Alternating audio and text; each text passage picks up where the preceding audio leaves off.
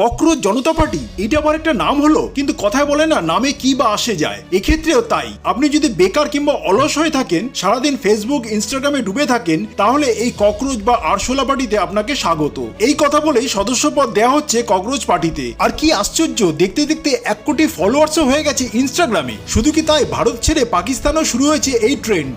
Cockroach Awami party ও cockroach Awami League নামে দুটো দল গঠিত হয়েছে পাকিস্তানে, ভাবতে পারেন। কিন্তু এই ককরোচ পার্টির মাথাটা কে? মাথার নাম অভিজিৎ দীপকে, যিনি এই মুহূর্তে আমেরিকার বোস্টন বিশ্ববিদ্যালয় থেকে জনসংযোগ বিষয়ে স্নাতকোত্তর করছেন।